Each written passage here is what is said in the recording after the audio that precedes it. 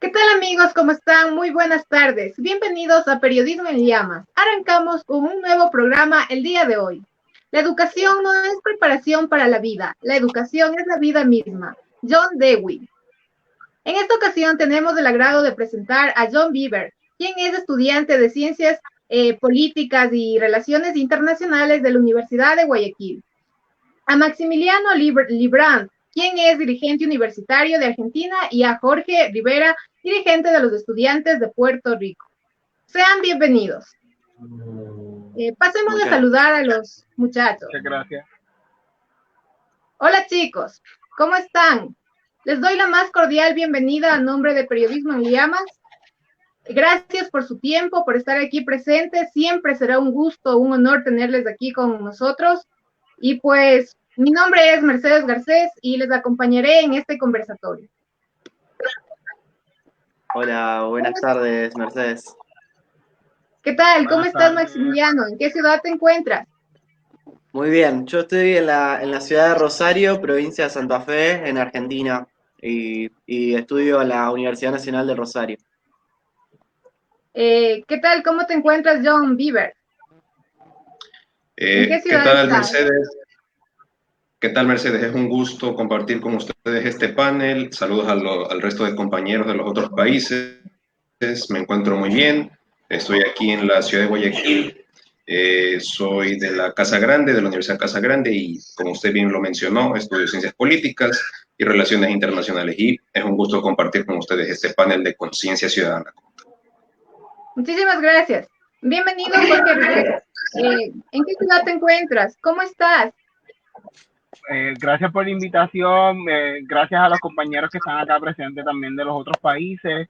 Ahora mismo estoy en uno de los municipios de la isla de Puerto Rico, en mi casa. Estudio en la Universidad de Puerto Rico, en el recinto de Ciencias Médicas, uno de los campuses de la Universidad de Puerto Rico, que es la universidad pública de la isla de Puerto Rico.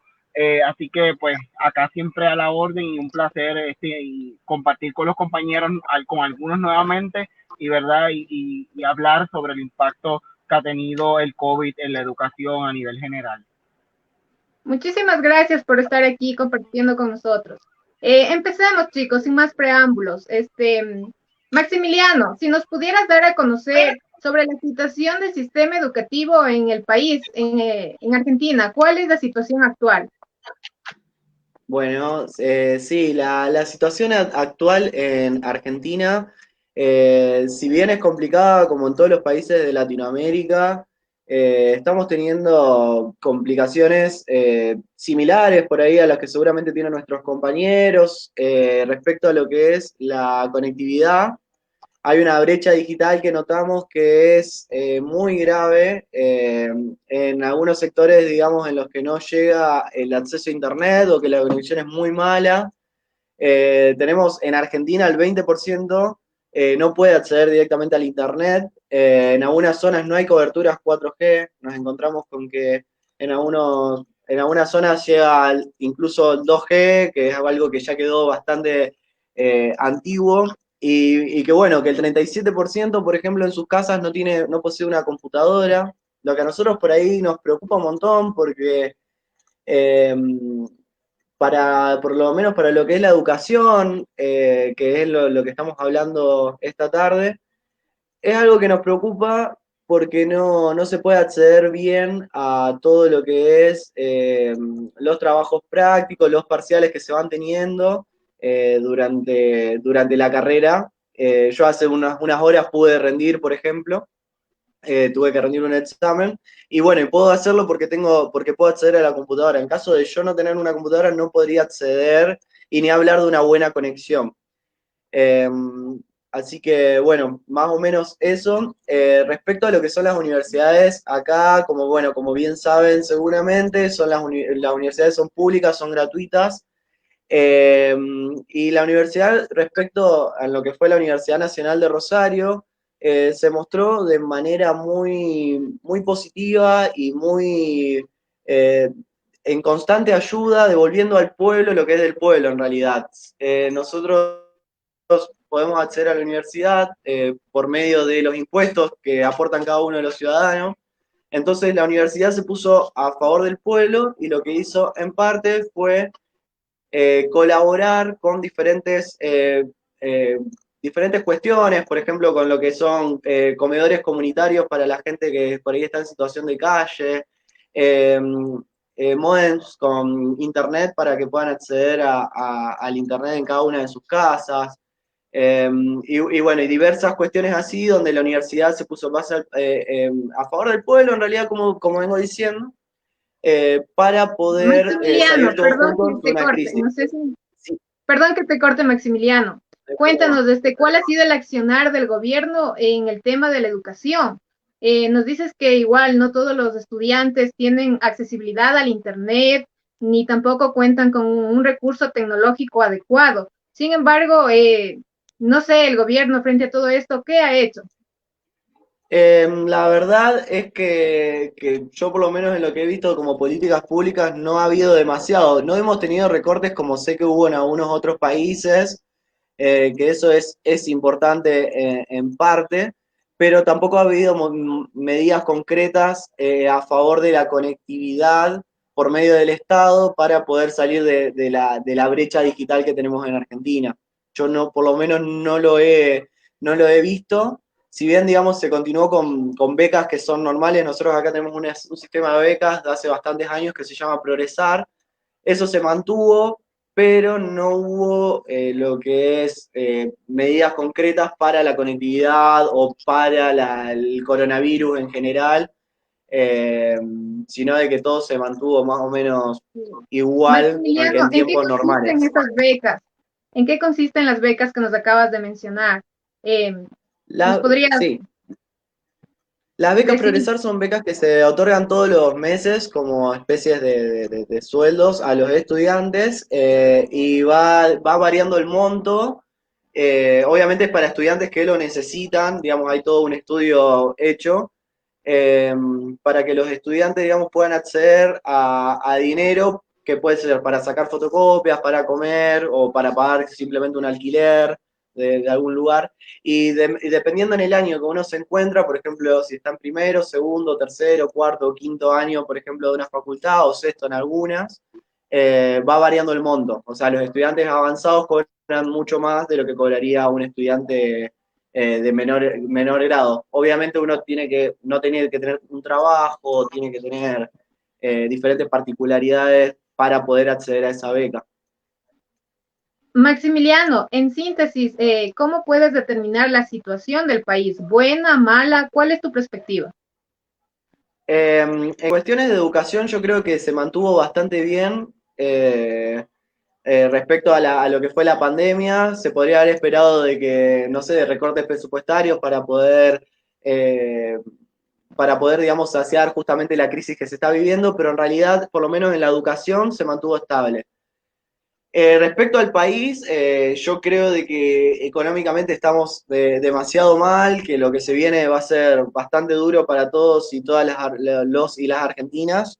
Eh, lo que a mí verdaderamente me preocupa, hoy en el presente estamos bien, por lo menos en la ciudad donde yo estoy, por ejemplo, respecto a coronavirus, ya hace bastante días que no tenemos casos, o por ahí son casos aislados, por ahí en lo que es la provincia de Buenos Aires sí estamos bastante mal.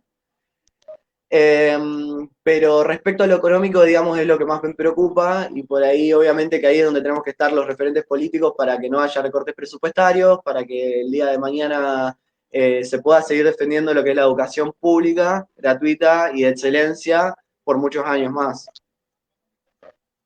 Muchísimas gracias, Maximiliano. Ahora pasamos Gracias, con Mercedes. Jorge Rivera, representante de Puerto Rico. Muchas gracias. ¿Puedes, por favor, contarnos cuál es la situación actual en la que se encuentra el país? No sé si me escuchas. Sí, sí, cómo no.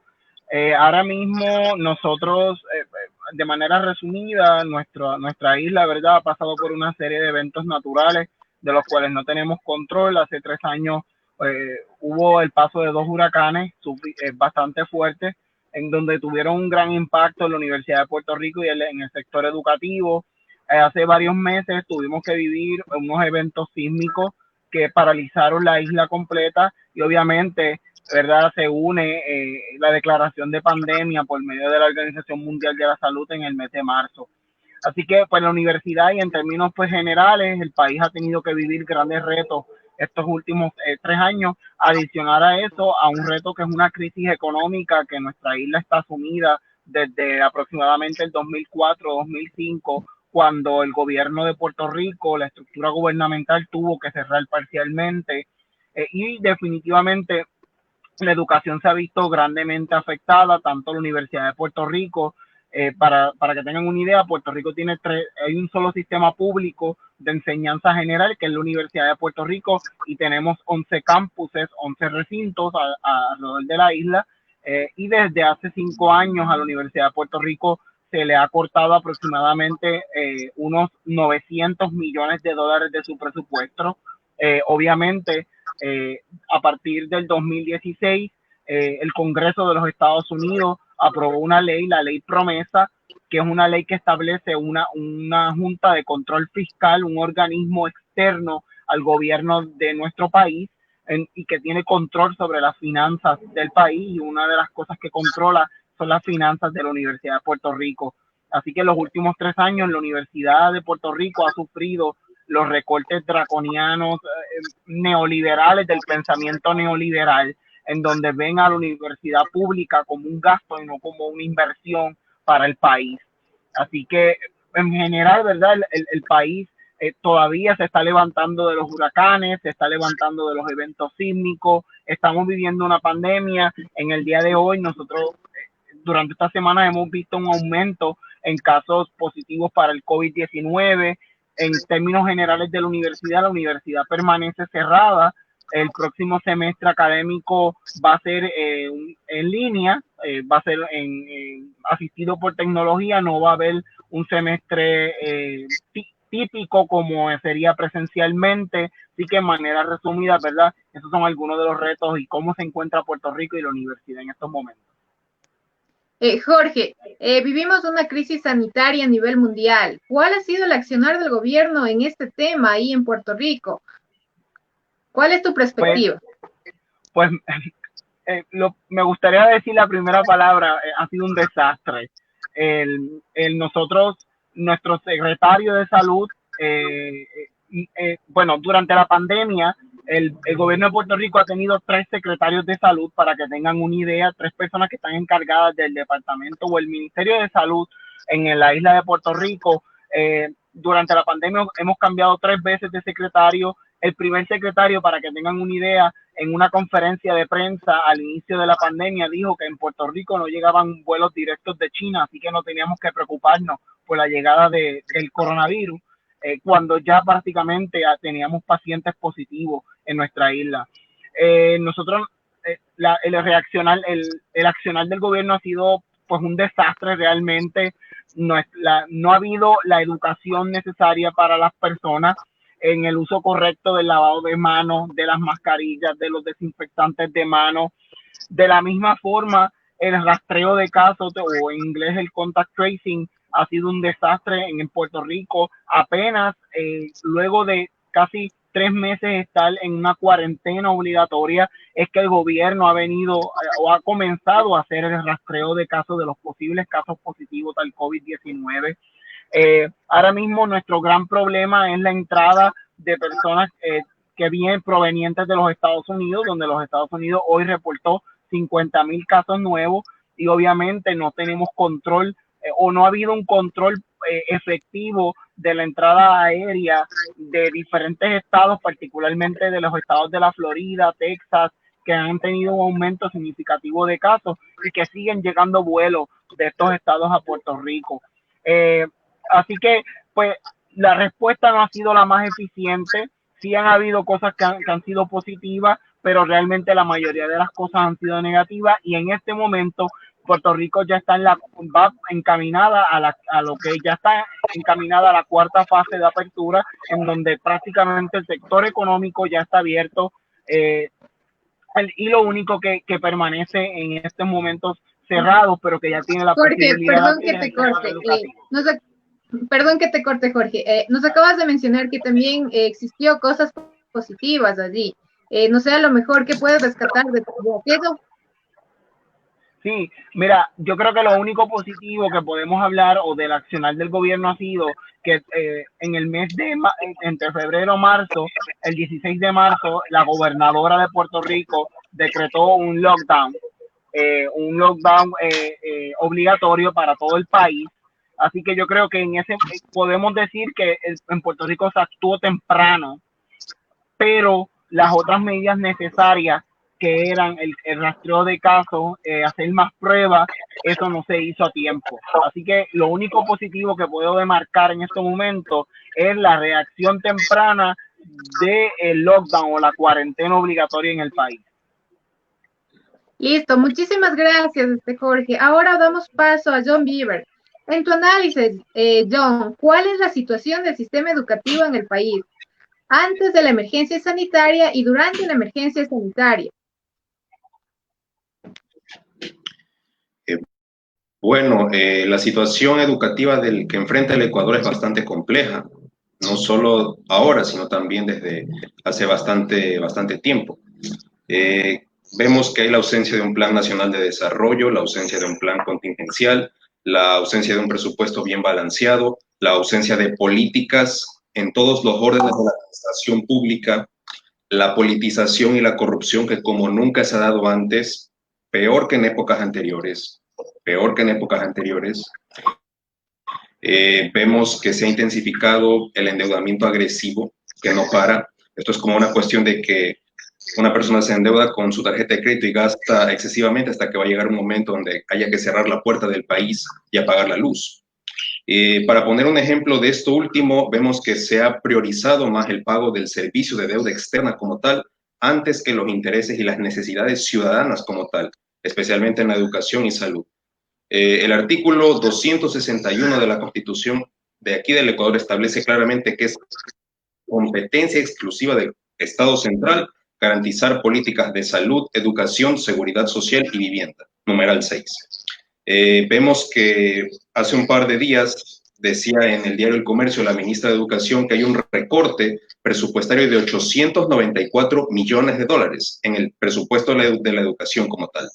No solo eso, sino que también se han suspendido, por así decirlo, algunos programas como el de la alfabetización. Todavía espera la sentencia de la Corte Constitucional, el tema de la eliminación del bachillerato internacional en las instituciones no solo públicas, sino también en las privadas, y así un sinnúmero de decisiones como tal. Vemos que, por así decirlo, hay una falta como tal de atención en ciertas instancias educativas, ya que históricamente el tema de la educación ha sido una de las últimas ruedas del coche en cada administración desde el retorno a la democracia, si es que lo podemos en el periodo contemporáneo, desde el año 79. Y vemos que básicamente la modalidad que enfrentamos ahora como universitarios, como estudiantes, jóvenes, etcétera, es que esta modalidad es bastante difícil de acoplarse como tal. La Universidad de Salamanca hizo un estudio en este año donde establecía las problemáticas que enfrentaba no solo el Ecuador, sino también el resto de países en América Latina, y entre ellas estaba el tema de que hay una falta de recursos tecnológicos, hay la ausencia de plataformas digitales, está el problema de las evaluaciones al alumnado como tal y el desconocimiento de modelos pedagógicos como tal. Entonces, vemos que hay bastante preocupación en estas áreas como tal, donde todavía tenemos que por así decirlo, hacer esta transición hacia nuevas tecnologías como tal, ya que todavía tenemos tecnologías de primera generación como son los televisores, la radio, los celulares, etcétera, entre otras cosas. Inclusive, la UNESCO declaró que en un estudio en este año que 185 países se han visto obligados a cerrar los centros educativos como tal, ya sea universidades, escuelas, etcétera, por el tema de la pandemia como tal. Entonces aquí vemos que hay 1.500 millones de estudiantes en lo que es la población estudiantil a nivel global, de los cuales básicamente representa ese 90% de la población estudiantil que se ve afectada por el tema del cierre de los centros educativos per se. Entonces, es un tema bastante complicado que necesita ser tomado en cuenta por nuestras autoridades como tal para que tomen decisiones a largo plazo y que se piense en un proyecto de país como tal. Porque lo que tenemos aquí en el Ecuador son solamente políticas coyunturales. ¿Qué quiere decir esto? Que solo se piensa en el momento como tal y no a futuro pensando en una hoja de ruta que sigan cada gobierno de turno per se. Aquí tenemos la John, tradición perdón de que que te corte. cada administración que se elige... Sí, sí. Perdón que te corte, John. Nos acabas de decir de que tenemos problemas en el aspecto pedagógico, educativo para los estudiantes con esta nueva modalidad virtual. ¿Piensas que de momento, no sé, tal vez como solución sea cambiar el pénsul de estudio o qué sugieres a las autoridades como tal? Bueno, de hecho, a principios de este año hubo un problema en ese sentido sobre el tema de el ingreso a la universidad como tal, ya que históricamente es un mito este tema del libre ingreso a las universidades como tal, refiriéndome al tema de la educación superior, ya que tenemos básicamente muchas provincias aquí en el Ecuador con diferentes condiciones estructurales, diferentes necesidades y diferentes realidades que enfrentan los alumnos como tal. Entonces, en ese sentido, se recomendaría que se trate de aterrizar un modelo conforme a las necesidades de cada territorio o de los estudiantes como tal, y que también se amplíe la oferta educativa como tal, acorde a las necesidades que tiene el país como tal. También que se apoyen más las carreras por parte de los alumnos a través de programas de becas, a través de incentivos como tal, que sean garantizados por parte del Estado, ya que es su competencia central. Que no se recorte el gasto social, ya que se declaró el estado de excepción aquí en el Ecuador y según el artículo 165 de la Constitución establece de que en estado de excepción una de las principales competencias del presidente de la República es que se usen los fondos públicos para otros fines, excepto aquellos que sean de los de salud y educación como tal. Entonces, yo sí creo que es importante de que se tomen cartas en el asunto, más que nada en el tema de los modelos pedagógicos, porque es algo que bastante falta aquí en el Ecuador, ya que se necesita esa relación entre el aprendizaje y el conocimiento para que los chicos, para que los niños y los jóvenes puedan acoplarse y que puedan comprender estas nuevas técnicas para la educación. Sí. John, acabas de topar el tema del presupuesto universitario como tal. Para el 2019 ya existió un recorte de 145 millones de dólares en el 2019. ¿Cómo es tu opinión? Y actualmente existe un recorte de 98 millones de dólares. No entiendo si antes ya se hizo un recorte de 145 millones de dólares, no afectó como tal y actualmente sí nos está afectando a la comunidad universitaria. ¿Cuál es tu perspectiva? ¿Qué opinas de aquello? Bueno, haciendo referencia a lo que dije anteriormente, esto lo dijo la ministra de Educación hace el 23 de junio de este año en Diario El Comercio. Si quieren, les puedo pasar la información y me mandan un correo donde establecía de que hay un recorte de 894 millones de dólares al presupuesto educativo. Pero nos encontramos de que el 29 de junio dice que esto es una especie de reestructuración como tal. Entonces, hay una diferencia entre lo que se dice y lo que se hace como tal en el tema de decisiones de política pública educativa como tal. Bueno, ¿qué es lo que yo pienso acerca de estos recortes presupuestarios como tal? Que como usted bien lo ha mencionado, no es de ahora, ha venido ya desde bastante tiempo. Y justo tocando evidentemente el tema universitario. John, y justo tocando el tema universitario, no sé si me escuchas. Ya, sí, justamente sí, tocando el tema este del recorte universitario como tal, porque ya existió recortes. Entonces, actualmente igual existe un recorte frente a la crisis sanitaria que vivimos y todo, pero realmente no sé cuál es tu opinión sobre esta situación que estamos viviendo, ¿no? Bueno, evidentemente es una situación bastante compleja y como lo mencioné, es una contravención a la propia Constitución porque en el artículo 26 establece que la educación es un derecho como tal. Inclusive están en los acuerdos internacionales como el Pacto de los Derechos Sociales, Económicos y Culturales en su artículo 13, a los cuales Ecuador está adscrito como tal. Entonces, si bien es cierto, hay una diferencia entre lo que se dice y lo que se hace. Y es bastante preocupante esta situación porque tenemos básicamente esta necesidad como tal de querer aprender, pero como decían mis compañeros, incluso el problema de la tecnología es otra barrera o reto, ya que no todos tienen este acceso al Internet, o es malo, o no me coge, etcétera. La UNICEF estableció de que aquí en el Ecuador el 37% de la población en sus casas apenas tiene conexión a Internet. Esto quiere decir que esto quiere decir que 6 de cada 10 estudiantes no pueden tener conectividad al Internet como tal. Y el 15% de esa población rural apenas puede acceder al Internet como tal y no tiene las herramientas para acceder. de tal manera que el recorte presupuestario como tal es un tema bastante grave que no debería ni siquiera toparse eso porque es norma constitucional. Entonces, en materia de derecho, esto representa una contravención como tal y es bastante grave y preocupante como tal, respondiendo a su pregunta. Claro que sí, John. También, o sea, lo que mi pregunta era, mira, existió un recorte ya de 145 millones de dólares en el recorte presupuestario de las universidades para el 2019.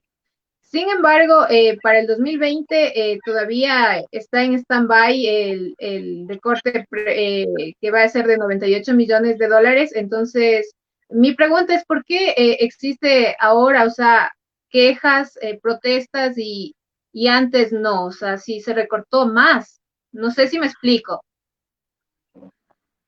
Bueno, aquí quisiera hacer un comentario bastante, yo diría, no quisiera sonar como que me estoy tirando a la piscina, pero y haciendo una autocrítica como parte de la Academia de la Universidad, ha habido un silencio por parte de las universidades porque si bien es cierto, no se han pronunciado durante varios años. Incluso recuerdo que la Universidad Central había condecorado al actual presidente de la República, cuando históricamente la Universidad Central del Ecuador ha sido, por así decirlo, se ha mantenido neutral o al tanto del tema de la política, de ciertos aspectos relacionados a la toma de decisiones de los gobiernos como tal.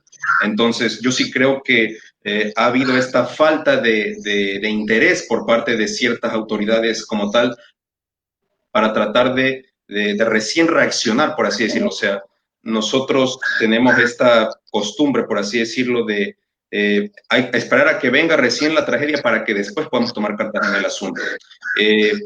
Yo he visto las entrevistas que ustedes le han hecho al doctor Augusto Tandazo en este medio y él incluso decía, y en varios foros, él establecía de que les hacía un llamado a las universidades para que se pronuncien sobre estos recortes que ya han venido como tal, pero no ha habido ninguna respuesta como tal.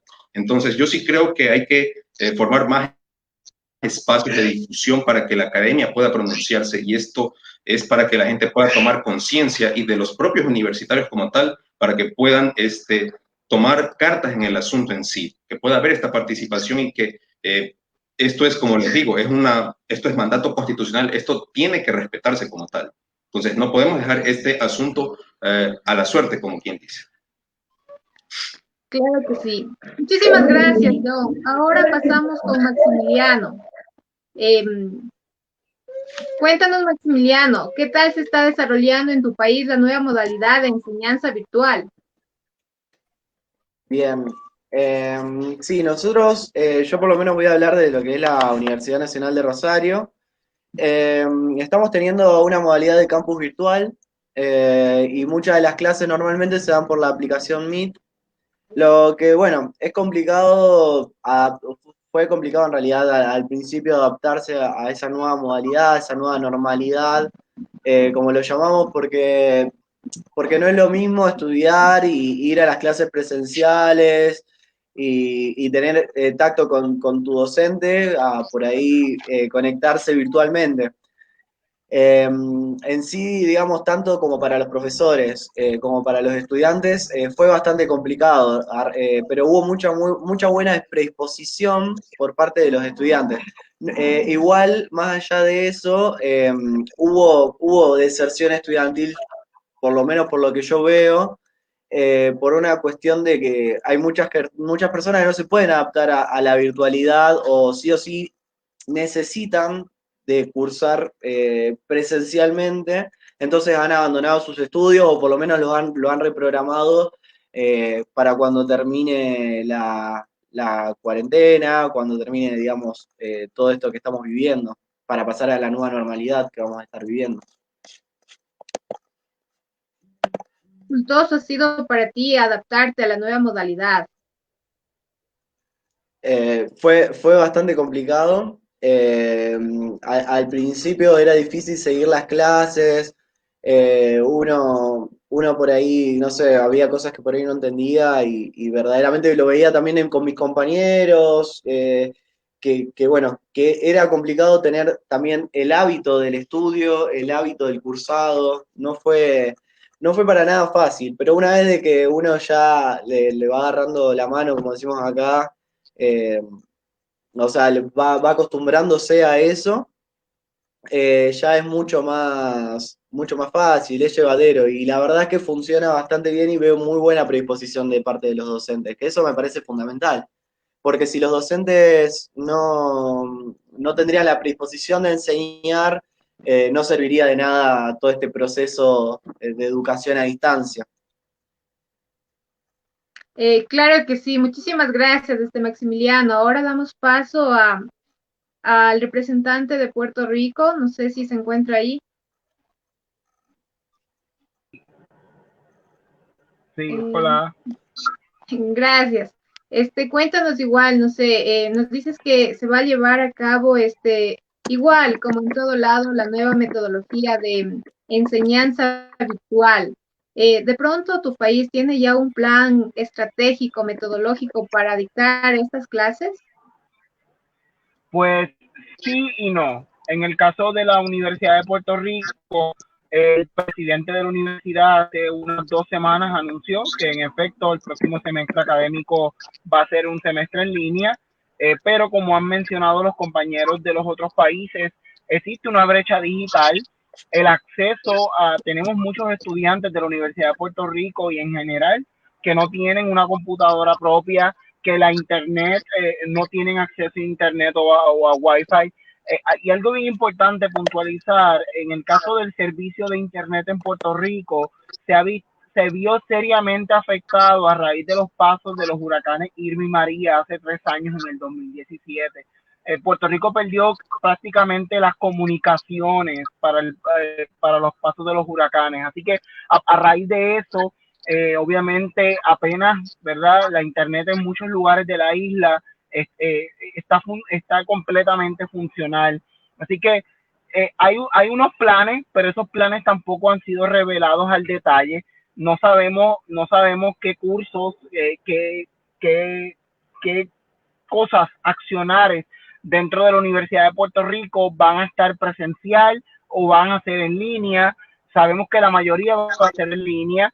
También de la misma forma en el sistema público de enseñanza bajo el gobierno de Puerto Rico se ha mencionado que va a ser en línea, pero prácticamente podríamos decir, más de 50,000, 60,000 niños que asisten a la escuela pública de Puerto Rico no tienen una computadora en estos momentos. La mayoría tampoco tiene un acceso a internet fijo, así que realmente representa un reto adicional. La pandemia es un reto, pero hay un reto adicional a esta brecha digital que yo creo que la tenemos de frente y no nos habíamos enfrentado a ella hasta este contexto de esta crisis sanitaria. Así que en efecto, ¿verdad? Eso es un resumen de lo que se puede esperar o lo que se podría dar durante el mes de agosto cuando inicia el nuevo semestre académico. Cuéntanos, de pronto tienen ya a lo mejor un plan establecido para las personas con discapacidad, porque, bueno, aquí en el Ecuador hay muchas personas que acceden a la educación gratuita y pues estudian, son personas discapacitadas y no sé, de pronto, ¿tienen algún plan ya estratégico para ellos? Pues puedo hablar en caso de la Universidad de Puerto Rico. Nosotros existen oficinas que le brindan servicios a las personas que tienen diversidad funcional, que tienen estas discapacidades. Eh, Realmente la Universidad de Puerto Rico recibió unos 80 millones de dólares del CARES Act, que son fondos que aprobó el Congreso de los Estados Unidos, y de esos fondos se han estado trabajando diferentes iniciativas para poder ayudar a este sector de la población que tiene estas diversidades funcionales para que puedan acceder y sus estudios no se vean afectados. En términos, pues, ¿verdad? Dependiendo de la diversidad funcional, ya sea pues habla, o audición, alguna discapacidad móvil o demás. Así que eso se ha estado trabajando. No te puedo asegurar en efecto que estos estudiantes van a recibir una educación de calidad porque ahora mismo no lo sé y eso me preocupa. Pero sí han habido movimientos y es parte de los planes de la educación en línea, por lo menos de la universidad de Puerto Rico, para que se incluya. De hecho, este tema se estuvo dialogando hace unas 2 semanas con el presidente de la Universidad de Puerto Rico para que se tomaran en consideración a estos estudiantes, y de la misma forma se ha hablado a nivel general en la isla para los estudiantes que nosotros conocemos acá en Puerto Rico como de educación especial, que están bajo el Departamento de Educación Pública de Puerto Rico, para que también, ¿verdad?, hayan esos recursos externos para que estos estudiantes no se vean afectados y su educación y el acceso a la misma no se ve interrumpido a causa de la pandemia. ¿Piensas que de pronto, por esto de la pandemia, la crisis sanitaria que se vive a nivel mundial, aquellos estudiantes que acá se les denominan como estudiantes con capacidades diferentes, a lo mejor desierten o dejen de estudiar?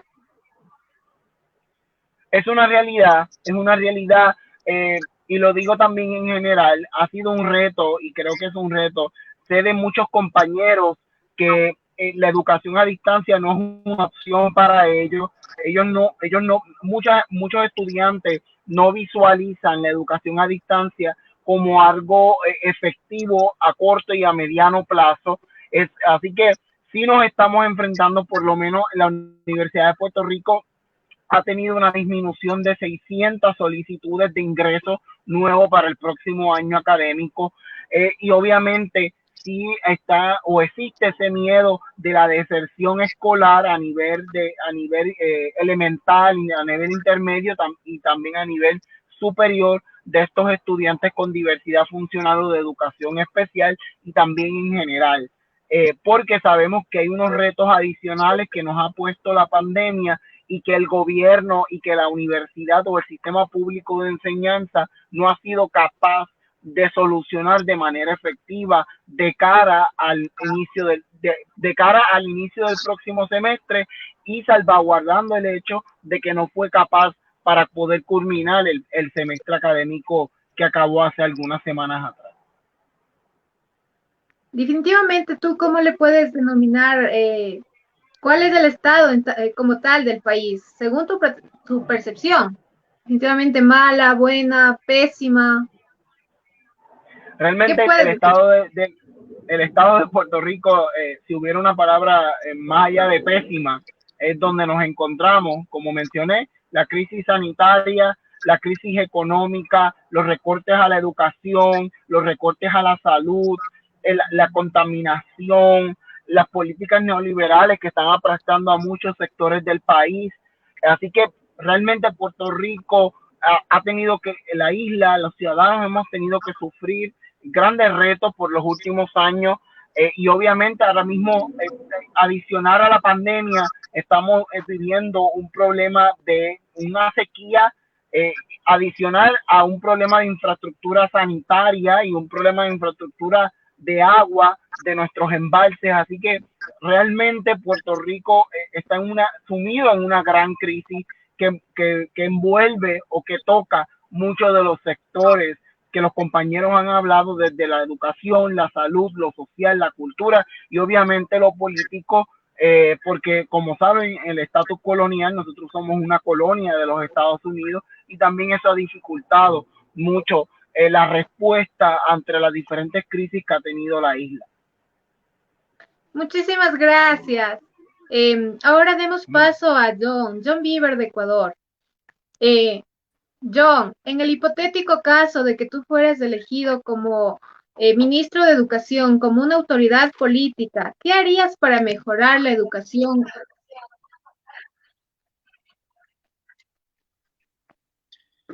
Bueno, acorde al artículo 338 y 339 de la Constitución, establece de que hay que generar ahorro interno y es responsabilidad del Estado priorizar la inversión nacional como tal. Con respecto a su pregunta, las decisiones que habrían que tomar es más que nada ir al tema de fondo, al problema de fondo como tal, que es el tema de la educación. ¿Qué se necesita?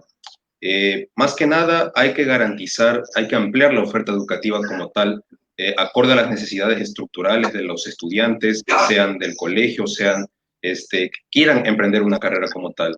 Hay que emprender programas de beca como tal para incentivar a la educación en sí. Claro que esto habría que establecerse mediante un estudio técnico para poder establecer cuáles son las necesidades que requiere el país como tal. En algún momento se decía de que tenemos muchos abogados, muchos comunicadores, muchos científicos, etcétera. Entonces, yo sí creo que habría que hacer un estudio técnico para garantizar determinar cuáles son estos oficios que necesita el Ecuador, porque necesitamos establecer un proyecto de país como tal, donde el rol del Estado sea garantizar la realización de las aspiraciones del ciudadano para que pueda transformar al país. O sea, también hay que plantearse esta pregunta: ¿estudiamos para qué? Lo que tienen que plantearse cada alumno, porque cuando el Estado invierte en un alumno como tal, lo que se espera es que los conocimientos que esta persona haya, por así decirlo, adquirido durante su carrera, los pueda aplicar acá en beneficio del país como tal. De esta manera se fortalecería la imagen como tal del Ecuador especialmente en materia cultural, que es lo que más necesita. Yo creo que se necesitaría implementar un nuevo modelo de Estado como tal. Estudiaba en ciencias políticas esta interesante teoría de cuál es el rol de la administración pública en el siglo XXI.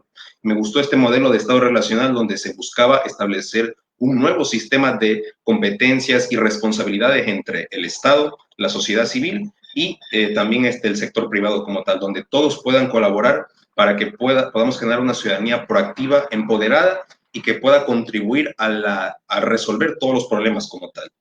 También está el tema de que hay que garantizar tecnología de calidad como tal, el acceso al Internet per se, porque en esta nueva modalidad que nos hemos visto obligados a pasar de las clases presenciales a la educación a distancia, vemos que el Internet es un problema bastante grave. Entonces, habría que implementar un sistema de monitoreo online como tal para que los estudiantes puedan acceder y puedan adquirir estos conocimientos, aprovechar estas alternativas que son las tecnologías de primera generación, que son las radios, los televisores, los teléfonos, etcétera, y aprovechar también los canales de televisión y los espacios para generar educación.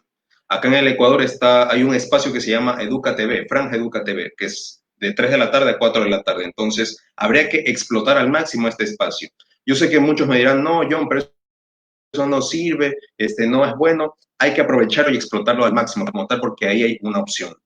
Y yo creo que es importante que no se rebaje el gasto social.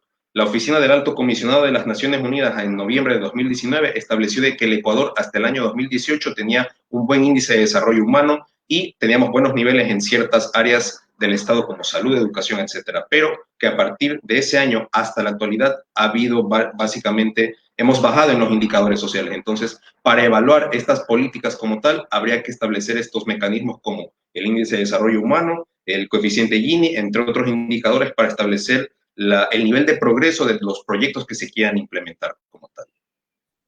Y eso. Claro que sí, John. Se vienen nuevas elecciones para nuestro país. ¿Qué tipo de líder sería el adecuado, el idóneo para que pueda sacar en adelante la crisis que estamos viviendo actualmente? Bueno, en ese sentido, sí, el panorama electoral está bastante complejo, diría yo, porque, y esto se lo comentaba a varios compañeros, de cara a las próximas elecciones vamos a ver que va a haber una volatilidad de candidatos como tal, porque vemos que hay un montón de precandidatos en este año electoral. Y esto va a fragmentar al electorado per se. ¿Por qué? Porque esto ya tuvimos en las elecciones seccionales del año pasado, donde habían muchísimo más candidatos. Irónicamente se decía que habían más candidatos que el propio electorado como tal. Entonces, eso fragmenta el voto como tal y eso impide que la ciudadanía pueda informarse de los proyectos, de los programas que quieran emprender los políticos. Incluso cada político tendría que aterrizar su oferta o su propuesta como tal e inscribirlo en el Consejo Nacional Electoral, que es como se lo conoce aquí el quinto poder. Y vemos que debería estar en el tapete como tal el tema de la educación, porque el electorado joven, en este caso nosotros que somos los millennials, los centennials, entre otros, vamos a ser un electorado muy importante para las próximas elecciones. Entonces, esto es un tema que no tiene que ser necesariamente cada 4 años, esto tiene, vuelvo a lo que insisto, necesitamos un proyecto de país donde cada gobierno de turno pueda efectuar y hacer valer estas políticas como tal, porque si no, seguiremos con políticas coyunturales cuando lo que necesitamos son políticas de Estado o políticas permanentes por mandato constitucional. Muchísimas gracias, John. Ahora damos paso al representante de Puerto Rico. No sé si se encuentra en línea.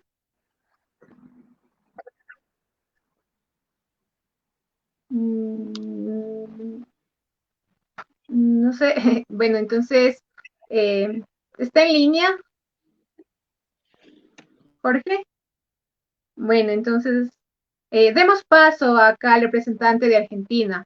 Estamos ya llegando a nuestra parte final, Maximiliano.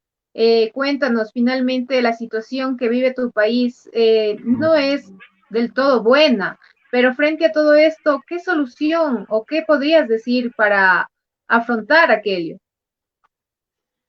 Yo creo que nos tenemos que hacer cargo, en realidad, como país, en los errores que venimos cometiendo hace un montón de años. Hace varios años ya que venimos cometiendo errores y ahora o sea, los vemos reflejados por una cuestión de lo que está, de la situación que se está viviendo a nivel mundial, vemos los errores que veníamos cometiendo. Eh, yo coincido mucho con lo que dijo John Bieber hace un ratito, cuando estaba hablando, lo estaba escuchando muy atentamente, y me parece que sí, o sea, yo por lo menos por donde apostaría sería a pensar un poco más en la tecnología, que fue un error que cometimos por muchos años y que hoy en día, digamos, nos estamos dando cuenta de que eso está pasando. Intentaría de que la universidad pública sea más inclusiva incluso de lo que es. Intentaría llegar a las personas que aún no llegaron o que no pueden llegar o no pueden acceder. Tenemos gente, tenemos muchísimos ciudadanos en todo el país que no pueden acceder ni siquiera a las educaciones primarias, secundarias. A esa gente hay que darles un seguimiento y que puedan llegar a la universidad y que puedan recibirse, que puedan tener un trabajo digno y que el día de mañana eh, o sea, apostar en educación es apostar al país y en eso también coincido con lo que estaba contando mi compañero.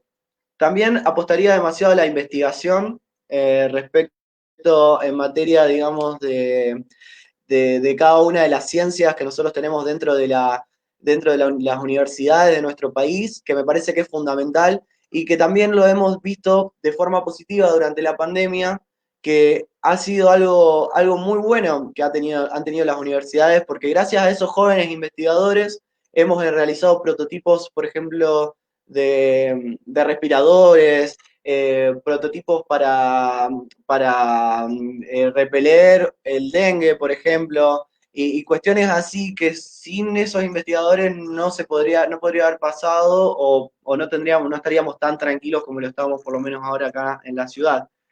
Después yo seguiría con un sistema de becas para que los estudiantes puedan acceder a diferentes estudios superiores y que puedan seguir educándose. Me parece que, por ejemplo, los posgrados tienen que ser gratuitos en todo el país, o sea que una vez que uno se recibe de su licenciatura, su título normal, pueda seguir estudiando, me parecería que es fundamental. Y después, algo que me parece fundamental para la universidad es que también va en consonancia con lo que, lo que contaba mi compañero. Creo que hay que saber para qué estudiamos y qué vamos a hacer el día de mañana cuando nos recibamos. Yo lo que haría sería una especie de práctica de primer empleo para aquellos estudiantes que una vez que se reciban puedan tener un entrenamiento previo antes de la salida laboral. En cuestiones de lo que está pasando hoy en día, como digo, es ver qué errores fuimos cometiendo a lo largo del tiempo y por qué hoy estamos como estamos en materia de educación, en materia de economía, y no volver hacia atrás. Hoy en día estamos parados de esta manera, bueno, a partir de ahora no cometamos esos errores. En cuestiones de recortes presupuestarios y demás, pensarlo también como una lucha. Yo también estaba escuchando lo que comentaba mi compañero. No hay que dejar o sea, lo que se logró hay que defenderlo y lo que es injusto hay que pelearlo. Yo creo que eh, hay que seguir fomentando la educación pública. La educación tiene que ser pública, tiene que ser gratuita, tiene que ser irrestricta, que eso es algo que fuimos logrando en 1918 con la reforma, en 1949 con el logro de la gratuidad, la gratuidad, y eso tiene que ser así en toda América Latina, sin dudas. Muchísimas gracias, Maximiliano, y gracias por tu mensaje. Ahora damos paso a John de Ecuador. Este, ¿Cuál es la reflexión, John, de esta pandemia? ¿Qué nos dejas como mensaje? Bueno, el mensaje que nos deja la pandemia es que hay que pensar a futuro y hay que dejar de lado cualquier eh, diferencia como tal, porque en estos momentos necesitamos estar unidos en sí.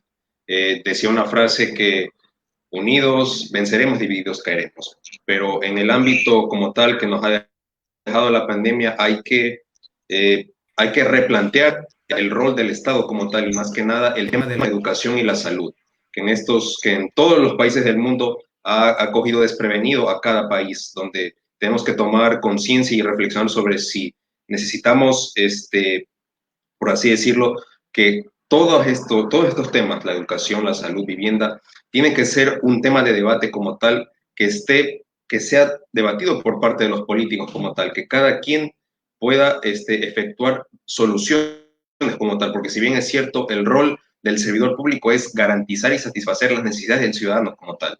Entonces, se necesitan políticas públicas de calidad, donde hayan políticas de Estado que se garanticen todos estos servicios como tal a la ciudadanía per se.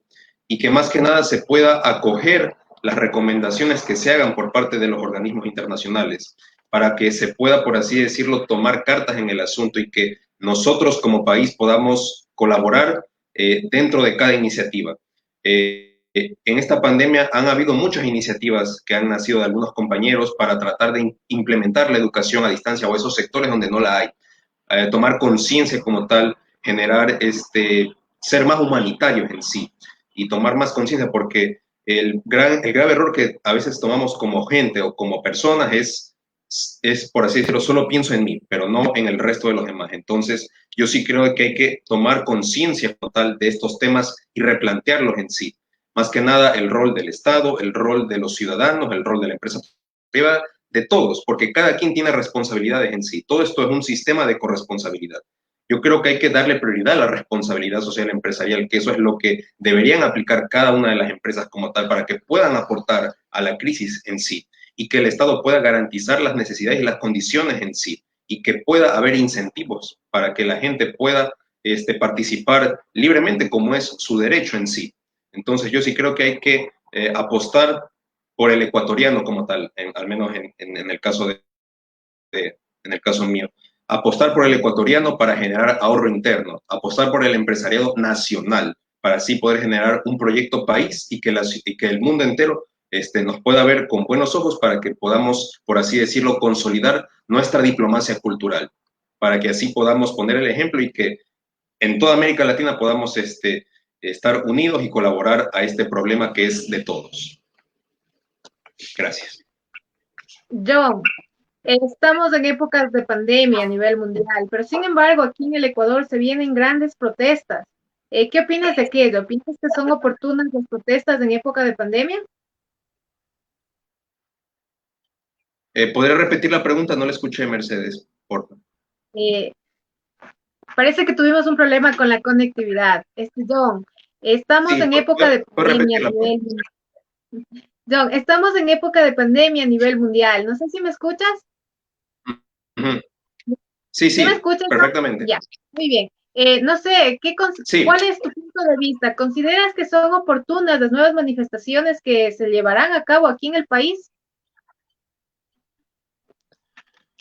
bueno, permítame ponerlo en perspectiva esa pregunta que usted me acaba de plantear, porque si bien es cierto desde la administración pública lo que se dice es quédense en casa, sean disciplinados, pero para reactivar la economía ahí sí hay que salir. Pero cuando uno quiere salir a protestar por sus derechos, ahí sí usted corre el riesgo de que se pueda contagiar. Entonces nos encontramos con estas incoherencias como tal por parte de ciertas autoridades. Entonces, yo sí creo que hay que salir a protestar de forma como debe ser pacífica, como es el legítimo derecho de cualquier ciudadano como tal, y no guardar silencio ante estos temas que son de interés y que van a definir el futuro del país como tal. Incluso yo quisiera compartir esta reflexión que hago. Mucha gente dice, vamos a recuperar el país en 2021.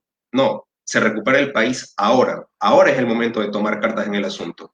Nuestros problemas no van a ser resueltos el 24 de mayo del 2021. Hay que tomar las cartas en el asunto ya. Entonces, el tema de las protestas que usted me manifiesta es totalmente legítimo y válido, siempre y cuando se respete el tema de que sea protestas pacíficas dentro de lo que permite la ley y que no haya abuso de la fuerza pública como tal, porque si no, se estaría repitiendo la tragedia de lo que tuvimos aquí en el paro nacional de octubre, donde hubieron bastantes personas afectadas, heridos y muertos. Entonces, tenemos que alzar nuestra voz como debe ser. Muchísimas gracias, John. Muchísimas gracias. Ahora vamos a dar paso a Jorge Rivera. Jorge, no sé si Hola. me escuchas. ¿Sí me escuchas? Sí.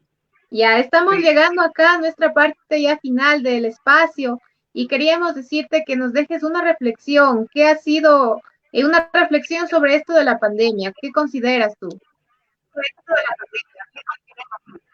Yo creo que es importante, como mencionan los compañeros de ambos países, la conciencia, la responsabilidad social, política y civil que tenemos cada uno. Hay que repensarla, hay que discutirla, hay que desconstruirla nuevamente para volverla a construir. Creo que vivimos un reto bien grande, particularmente para las nuevas generaciones que no habían vivido una pandemia, ¿verdad?, de esta magnitud. Así que tenemos que también incentivar el rol de nuestras universidades públicas, el rol de la investigación, el rol de la academia, no verlas como un enemigo, sino verlas como una inversión, verlas como una mano estrechada que va a aportar a los países, que va a aportar al mundo. Así que yo creo que lo importante de todo esto es tener una conciencia humanística, una conciencia ambiental, que es sumamente importante en estos momentos, y sobre todo una conciencia social, ¿verdad? Así que esos tres elementos son importantes para poder salir adelante, salir y seguir adelante de cara a los nuevos retos que tanto las instituciones públicas como las instituciones privadas y como nosotros como ciudadanos nos vamos a estar enfrentando. Y yo creo que lo más importante, y agradezco la invitación a este foro, es que nosotros, los países latinoamericanos, Latinoamérica, el Caribe, podamos reunirnos, sincronizarnos, porque tenemos problemas en común. Yo creo que podemos buscar soluciones en común. Así que, como dijo Eduardo Galeano en una frase que a mí siempre me la llevo y la comparto con mis compañeros, es que él decía en las venas abiertas de Latinoamérica que si no los dejamos soñar, pues no los vamos a dejar dormir. Esa es mi reflexión. Muchísimas gracias a todos ustedes, chicos. Espero que se encuentren muy bien. Cuídense mucho. Gracias por estar aquí. Gracias una vez más por su tiempo. Las puertas de Periodismo en Llamas siempre estarán abiertas para ustedes. Es un espacio en realidad creado para la gente, para la ciudadanía. Reitero mis agradecimientos. Esto ha sido todo por hoy. Mi nombre es Mercedes Garcés y conmigo será hasta la próxima. Muchas gracias, Mercedes.